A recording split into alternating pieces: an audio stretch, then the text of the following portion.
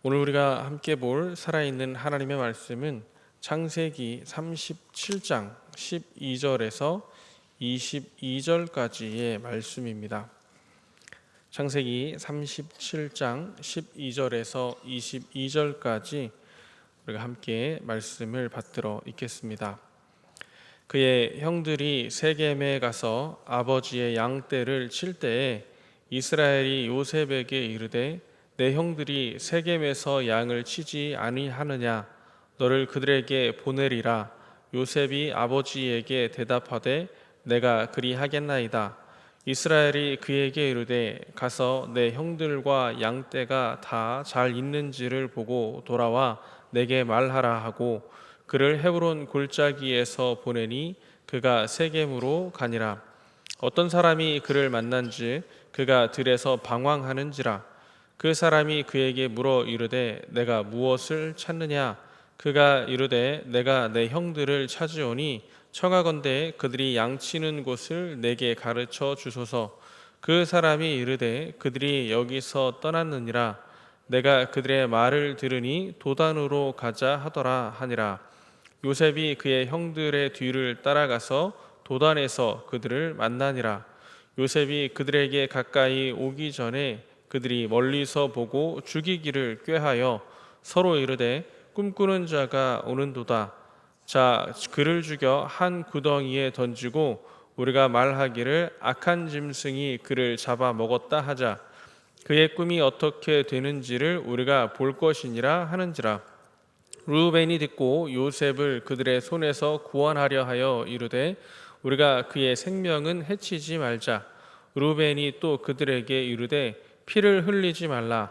그를 광야 그 구덩이에 던지고 손을 그에게 대지 말라 하니 이는 그가 요셉을 그들의 손에서 구출하여 그의 아버지에게로 돌려보내려 함이었더라. 아멘. 오늘 우리가 이제 요셉의 이야기를 통해서 하나님께서 어떻게 또 우리의 삶에서 섭리하시고 계시는지를 살펴보고자 합니다. 특별히 열심으로 공의롭게 살려고 노력하고 애쓰고 있는데도 변화되지 않는 그 삶 속에서 하나님의 섭리가 어떻게 흘러가고 있는지를 우리가 한번 살펴보고자 합니다. 요셉이 17살에 아버지와 함께 그 아버지의 특별한 사랑을 받으면서 살고 있었습니다. 그가 야곱이 사랑했던 라헬의 아들로서 라헬과 같은 본처였던 레아의 아들들과 같이 살았던 것이 아니고요. 우리 어제 보았던 말씀 2절에 보면 야곱의 족보는 이러하니라 라고 이야기하며 그의 형들과 함께 양을 칠 때에 그의 아버지의 아내들 비라와 실바의 아들들과 더불어 함께 있었더니 라고 하는 이야기를 봅니다.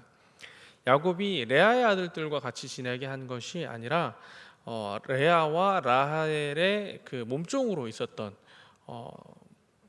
옛날 말로 하면은 정실 아니고 뭐라 그러죠? 예, 그 말 하는데 그 아내의 아들들하고 같이 있게 합니다. 그 아내의 아들들과 왜 같이 있게 했을까 생각을 해보면 어쩌면 야곱이 노년에 늙어서 낳은 아들이긴 한데 앞에 레아와 라헬의 그 관계를 다 알고 있는 아들들이 이제 다 장성해서 낳은 아들이어서 어쩌면 좀 레아의 아들들에게서는 좀 피해서 그리고 라헬의 몸종이었던 빌하나 아니면 그 실바의 아들들과 함께 지내면서 그래도 좀 나이가 가깝고 그래도 좀 덜 미움받을 만한 아들들하고 지내게 하진 않았을까 하는 생각을 해보게 하기도 합니다. 그런데 요셉이 이제 아버지가 부탁을 해서 세겜으로 양치는 형들을 만나러 갑니다. 우리 아이워십 가지고 계신 분들은 아이워십 BGM에 나와 있는 내용들을 보셨겠지만 헤브론에서 머물고 있었는데 헤브론에서 세겜까지의 거리가 상당한 거리였습니다. 근데 요셉이 아버지의 명령을 따라서 이제 세겜까지 갔습니다. 그런데 세겜까지 갔는데 세겜에서도 형들을 만나지 못해서 이제 도단이라고 하는 곳까지 가는데 도단은 직선으로는 한 20에서 25km. 산악 이제 양을 치고 있어서 산악 지역에 있었을 텐데 한 30km 정도 더 가야 되는 거리였다고 합니다. 그러니까 요셉이 세겜까지 가서 형들이 어디 있는지 모르겠어요 하고 돌아갈 법할 만한 거리를 이미 갔는데 거기에서 더 멀리 가고 있는 모습을 보여줍니다. 그래서 이 앞서 이제 2절의 뒷부분에 보면 이런 이야기가 있는데요. 그가 그들의 잘못을 아버지에게 말하더라라고 하는 부분이 있습니다. 그러니까 형들이 뭐 잘못하면 아버지한테 가서 거침없이 가서 그냥 얘기하던 요셉이어서 어쩌면 형들 세겜으로 가라 그랬는데 거기 안 가고 또 딴 데 가 있던데요라고 그냥 가서 이야기할 법한데 아버지의 그 명령에 성실하게 실천하고 순종하고 있는 그 요셉의 모습을 우리는 또 볼 수가 있습니다. 하지만 요셉의 이런 성실함이 어린 요셉의 미성숙한 태도하고 만나서 의도하지 않았던 결과를 낳게 됩니다. 드는 형들에게는 배려 없이 자신의 꿈을 거침없이 이야기했던 요셉이었고요. 또 형들의 잘못한 것, 여기 2절에서 그들의 잘못이라고 이야기하는데 그 잘못의 대상이 이제 아버지일 텐데 형들이 잘못한 것에 대해서 그냥 거침없이 형 잘못했으니까 혼나야지 약간 그런 마음으로 아들로서 아버지한테 성실히 한다고 하면서 형들한테는 못하는 그런 모습이었습니다. 혹시 집안에 그런 동생 없었습니까? 부모님한테는 엄청 잘한다고 하는데 나한테는 되게 얄미운. 저희 집에도 하나 있었는데 공부를 되게 잘했어요. 저는 그렇게 뭐 잘 노는 아들이었고 공부를 잘하는 동생이 있었는데 그 공부를 잘하는 동생이 뭐 잘못 오빠 뭐 이거 했다라고 이야기하는 거예요. 되게 얄미운데 엄마가 이제 너 이놈 하고 이제 매를 들면은 그 동생이 매를 오빠 때리지 마라고 하는데 더 얄미운 거죠. 지금 누구 때문에 맞게 생겼는데 그런 상황인데 근데 아마 이런 동생들 있었던 경험이 있는 분들도 계실 것 같기도 한데 어쨌든 그 야곱이 아버지의 말씀에 성실히 순종하고 자신이 가지고 있는 공의로움으로 행동하는데 미성숙한 본인의 그 태도하고 만나서 상상하지 못했던 결과가 났는데 그게 무엇이냐? 형들이 죽이려고 하는 겁니다. 얼마나 얄미웠는지 그 형들의 미움을 얼마나 받았는지 형들이 죽이려고 하는데 근데 그 죽이려고 하는 그 형들이 어떤 형들이었을까 생각을 해보면 요셉이 형들이 죽이려고 할 때 요셉을 살리려 하는 그 아들이 지금 르우벤으로 나옵니다. 이제 첫째 아들이어서 뭐 그럴 수 있겠구나라고 생각하는데 나중에 형들이 죽이려 할 때 그래도 우리가 동생은 죽이지 말자 했던 게 유다입니다. 그러니까 같이 살고 있던 함께 가까이 지냈던 비라와 실바의 아들들이 아니고요. 야곱이 거리두기를 원했던 르우벤과 유다가 오히려 동생을 살리려 하고 오히려 가까이 살던 형들은 죽여버려야겠다는 마음을 품습니다.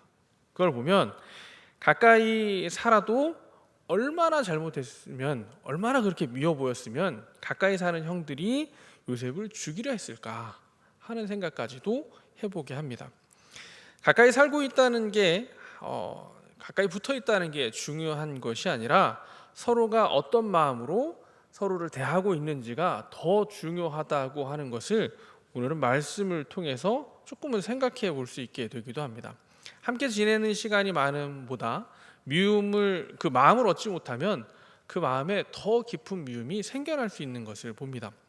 형들은 동생 요셉을 죽일 생각까지 하면서 가족 사이에 미움이 극단에 이르렀음을 우리는 보게 됩니다. 그런데 그 위기 가운데서도 하나님께서는 섭리하시면서 요셉을 보호하십니다. 그 죽이려고 하는 형들 속에서 그래도 동생의 목숨은 건들지 말자라고 하는 르우벤의 손길을 하나님께서는 허락해 주십니다. 그런데 그것에서 그치지 않습니다. 르우벤이 의도했던 것은 22절에 나왔던 것처럼 아버지에게 몰래 돌려보내려고 했었습니다. 그런데 하나님께서는 요셉의 목숨을 지켜주시는 것으로 그치지 않고 요셉의 삶의 모습들, 그 미성숙한 태도를 변화시키시길 원했습니다. 그래서 오히려 그 구원의 손길을 돌려서 이집트, 애굽의 노예로 팔려가게 합니다. 그런 과정 속에서 요셉이 차근차근 변화하는 모습을 우리는 살펴볼 수 있게 됩니다. 공의로움 그리고 열심을 내었던 그 성실함, 거기에 미성숙했던 그 요셉의 마음, 어쩌면 본인의 그 공의로움 가운데 있었던 그 모습을 하나님께서는 바꿔가며 주변을 살펴볼 수 있는 요셉으로 하나님 변화시켜 가십니다. 그래서 요셉의 처음 미성숙했던 모습, 자신의 오름과 열심, 아버지의 사랑을 받으며 형들의 잘못을 바로 지적했던 그런 모습들이 변화되어서 이제 더 큰 상처와 그 고난 속에서 자신의 온전한 인생을 돌아보게 되고 하나님의 그 섭리를 더 살펴볼 수 있는 요셉으로 변화되어 갑니다. 그래서 형들이 잘못했음에도 불구하고 요셉이 예전의 모습, 37장에 나와 있는 모습을 생각하면 형들이 이거 잘못했잖아 라고 이야기할 법한데, 요셉이 자신 앞에 용서를 구하는 형들에게 하는 이야기는 걱정하지 마십시오. 하나님이 생명을 구원하시려고 나를 먼저 보내셨습니다 라고 45장 5절에서 그렇게 이야기하는 요셉으로 변화되어 갑니다. 이 부분을 보면서 영국에서 그 경건운동이 있을 때 유명한 신앙을 키워갔던 스펄전 목사님하고 존 웨슬리의 목사님의 그런 신앙의 고백이 좀 떠오릅니다. 이 그 두 분의 이야기를 좀 요약해서 이야기하면 이렇습니다. 너의 공의로움, 너의 열심을 회개하라라고 하는 이야기입니다. 무슨 이야기냐? 하나님 없는 그 공의로운 존재로 살아가는 것, 하나님 없는 자신의 열심을 가지고 살아가는 것, 회개하라고 이야기하는 내용입니다. 내 스스로는 공의로운 것 같습니다. 내 스스로는 최선을 다해 열심으로 살아가고 있습니다. 그런데 그 안에 하나님의 공의와 하나님의 뜻이 없다면 그 공의로움, 그 열심 헛것이다 라고 이야기하고 있습니다. 하나님 없는 공의로움과 하나님 없는 열심으로 살아가면서 다른 사람에게 상처 주고 다른 사람을 판단하고 정죄할 수 있는 그 나의 공의로움, 나의 열심을 존 웨슬리 목사님과 찰스 스펄전 목사님은 회개하라라고 이야기합니다. 우리는 우리 삶을 살아가면서 때로는 어려움을 만나기도 합니다. 그런데 내 삶을 돌아보면 하나님 하시는 말씀 열심히 잘 지켜가고 최선을 다해서 하나님 말씀 지켜간다고 나는 생각하는데, 왜 내게 이런 어려움이 있지?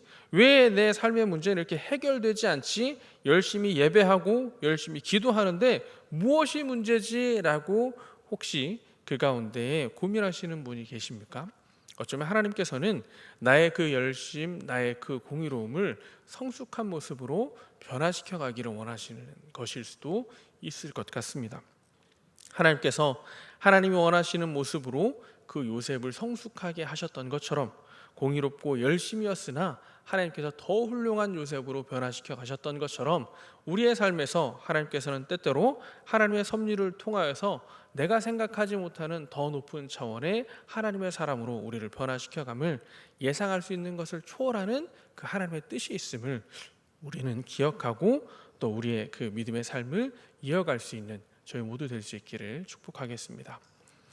우리 함께 찬양하기